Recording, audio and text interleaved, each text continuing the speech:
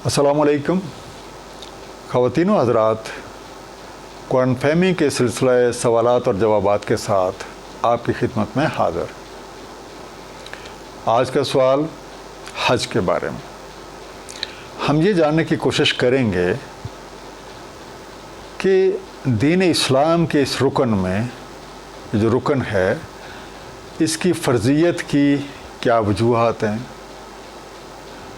ये बज़ात ख़ुद क्या चीज़ है, और अगर हमें हज का मौका मिलता है एक साहिब हैसियत होने की हैसियत से, तो हमें किन किन चीज़ों का ख्याल रखना चाहिए ताकि हम सही तौर पे हज अदा कर सकें।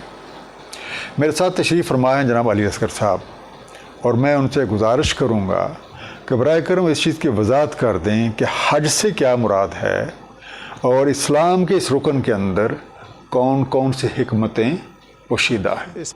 बिस्मिल्लाहिर्रहमानिर्रहीम। बहुत शुक्रिया जनाब आज की दावत देने के हवाले से, और ख़ास तौर से मैं आपका मशकूर हूँ कि आपने जो सवाल आज पुटअप किया वो मौके की मुनासबत से सही वक्त पे किया कि हज का सीज़न आ रहा है और हज के हवाले से हमारे जितने भी कुछ बातें कन्फ्यूजन में हैं वो क्लियर हो जाए। अरकान इस्लाम में हज को 5वें नंबर पे रखा गया। सबसे पहली बात यह है कि अरकान इस्लाम की तरतीब में जो हिकमत पोशीदा है, अगर हम उसको जान सकेंगे तो हम इसकी हकीकत को जल्दी पा लेंगे। सबसे पहला रुकन कलमा तैयबा, दूसरा रुकन सलात का, तीसरा रुकन ज़कात का, चौथा रुकन रोज़े का, और 5वां रुकन हज का है। अब हम गौर करें कि कलमा तैयबा में हम इकरार करते हैं अल्लाह ताला की वहदानियत का और रसूलुल्लाह सल्लल्लाहु अलैहि वसल्लम की रसालत का। सलात में हम इन हस्तियों से राबता या कनेक्टिविटी कायम करते हैं। अब उस कनेक्टिविटी में हमें तज़किया के हवाले से जब बात लेनी पड़ती है तो माल व असबाब का भी तज़किया, जिस्म व जान का भी तज़किया, और ये पाकी की सूरत है।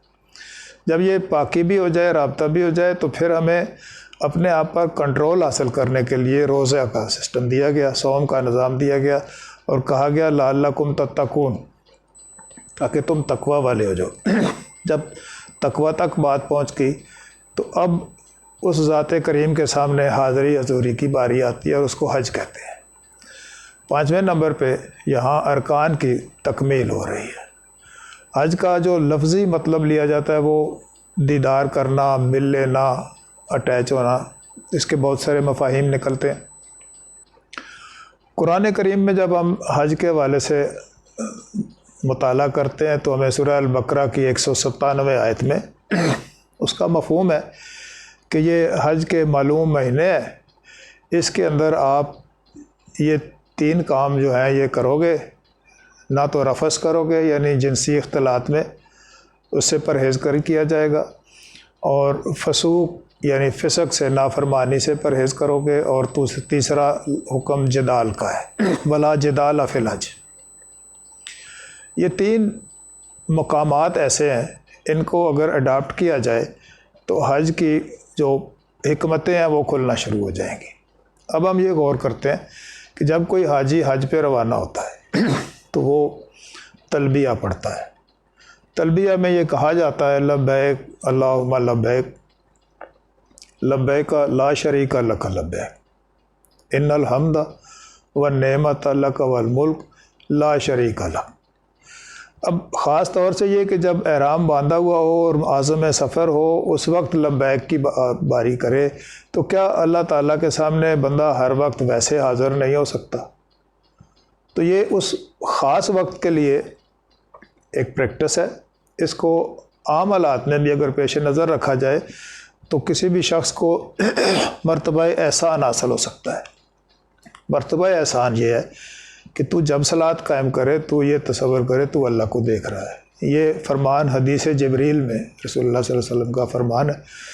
तो जो मर्तबा एहसान का मतलब है अल्लाह के सामने हाज़री हजूरी, यही तो लब्बैक है, मैं हाज़िर हूँ, मैं हाज़िर हूँ।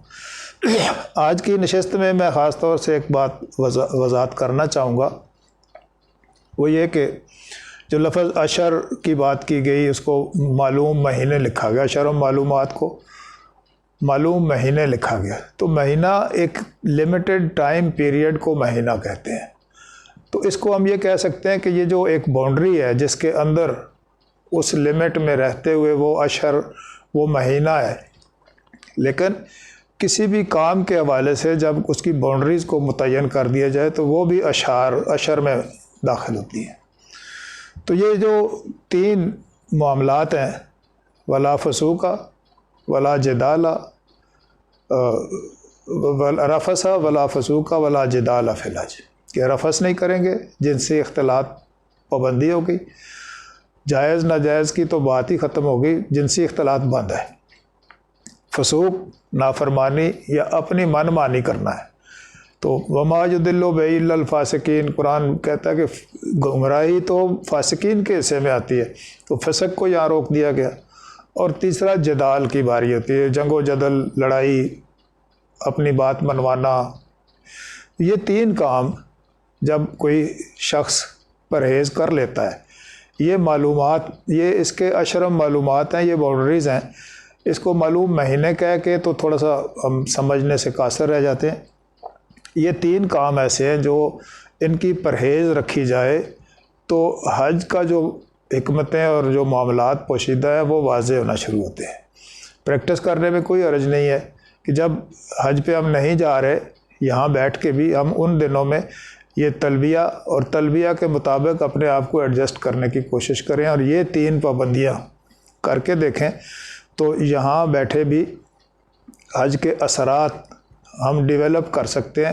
اس بات کا قطعاً مقصد نہیں ہے کہ کوئی حج پہ نہ جائے، حج پہ جائے، وہاں یہ پریکٹس کرے اور اس کو اپنی زندگی میں یہاں نافذ کر لے۔ تو حج کو عمومی طور پر عازم سفر ہونا، سعودیہ میں جانا، وہاں معاملات کرنا، ان کی اہمیت اپنی جگہ، لیکن حج کے جو ثمرات ہیں وہ ہم ساتھ لے کے آئیں گے، یہاں اس کو ریٹین رکھیں گے تو حج کا مطلب ہی اللہ کے سامنے حاضری حضوری کا معاملہ ہے، اور یہ مرتبہ احسان ہے۔ جب کسی مومن کو یہ حاصل ہو جاتا ہے تو وہ مقصد حیات کو پا لیتا ہے۔ تو ہمیں اس حوالے سے جو آئندہ آنے والا حج ہے، جو لوگ حج پہ جا رہے ہیں، اللہ تعالیٰ انہیں وہاں یہی کیفیات نصیب کرے، اور وہ واپس آئیں تو اب یہاں آ کے حج کی کیفیت کو مینٹین کر لیں۔ میں اپنے بزرگوں کے پاس ایک دفعہ بیٹھا تھا، انہوں نے فرمایا بیٹا حج سبھی کر لیتے ہیں، حج کو ریٹین کرنا بڑا مشکل ہے۔ ریٹین اس کی کیا ریٹین کرنا ہے؟ یہ 3 کام ہے، ان سے جتنا زیادہ پرہیز ہو سکے عام زندگی میں کیا جائے۔ حج کو کر لینا اور حج کو مینٹین رکھنا یہ پرماننٹ ہے، یہ مرتبہ احسان مومن کو حاصل ہو سکتا ہے۔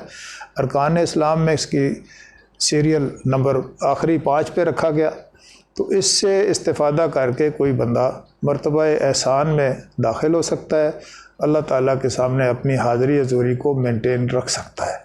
اللہ تعالیٰ ہم سب پر کرم فرمائے اور اس حقیقت کو حاصل کرنے میں ہماری مدد فرمائے۔ سر بہت شکریہ، اللہ تعالیٰ آپ کو جزائے خیر دے، اور میں امید کرتا ہوں کہ ہمارے سارے ناظرین اور خاص طور پہ وہ صاحبان جو اس حج کے مقدس فریضہ کو ادا کرنے کے لیے جا رہے ہیں، ان کے لیے یہ بات چیت جو ہے بہت ہی معلوماتی ہوگی، اور وہ اس کو جان کے سمجھ کے انشاءاللہ اس پہ عمل کرنے کی کوشش بھی کریں گے۔ السلام علیکم خواتین و حضرات۔